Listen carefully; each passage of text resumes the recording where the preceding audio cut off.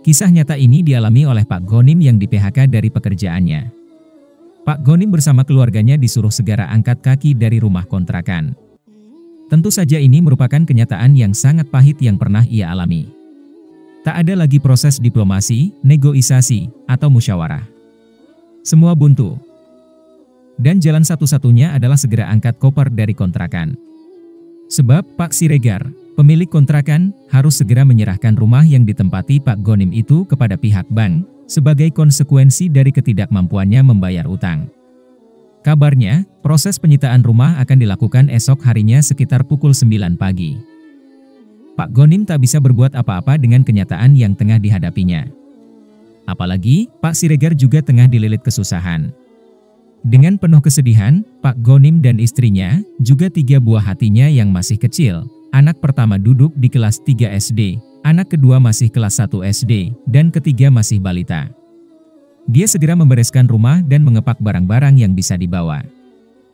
Jika keesokan harinya belum ditemukan jalan keluar, Pak Ghonim sudah merencanakan barang-barang tersebut akan dititipkan pada tetangga untuk beberapa hari, sebelum diangkut ke rumah orang tua istrinya di luar kota. Ia sendiri menginap di masjid dekat rumah, kebetulan ia sering ke masjid dan sudah kenal baik dengan ketua DKM di sana. Malam harinya, Pak Ghonim tidak jadi berangkat ke masjid karena melihat sang istri tidak henti-hentinya menangis. Sangat wajar karena kejadian itu di luar dugaan. Melihat istrinya yang sangat sedih, Pak Ghonim mengajaknya sholat berjamaah Isya di tengah rumah kontrakan. Bagi Pak Ghonim dan istrinya, sholat kali ini terasa begitu khusyuk. Pak Ghonim berdoa. Sementara istrinya dan anak-anaknya mengamini. Singkat cerita, akhirnya mereka tertidur saat malam telah berlalu. Saat terbangun pada subuh hari, sekitar jam 4, dilihatnya si ulung yang bernama Raffi sedang sholat. Tak pernah keduanya melihat Raffi sholat tahajud. Mereka kaget sekaligus kagum. Saat Raffi berdoa, Pak Ghonim dan istrinya mendengar anak yang baru kelas 3 SD itu mengulang-ulang bacaan surah Al-Fatihah.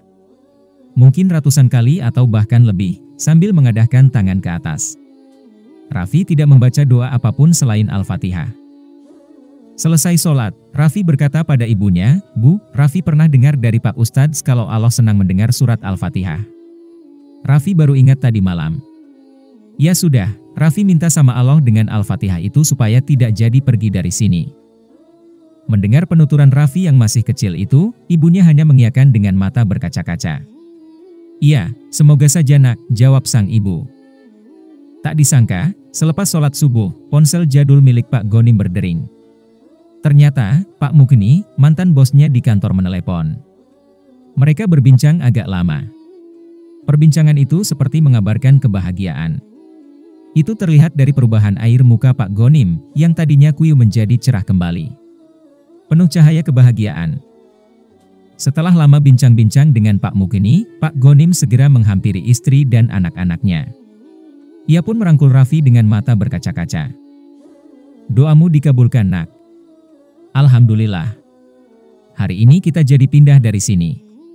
Tapi pindahnya ke rumah yang lebih bagus dari rumah ini," kata Pak Ghonim. Mantan bosnya yang bernama Pak Mukni itu menawarkan pekerjaan baru, yaitu mengurus salah satu villa miliknya yang baru direnovasi. Villa itu terbilang mewah, luas, dan letaknya sangat strategis. Ketika Pak Ghonim mengungkapkan kondisi yang tengah dialaminya, mantan bosnya itu langsung menyuruhnya untuk segera pindah. Sungguh sangat ajaib, sungguh maha besar Allah dengan segala firman-Nya. Allah menolong Pak Ghonim dan keluarganya lewat perantara surat Al-Fatihah.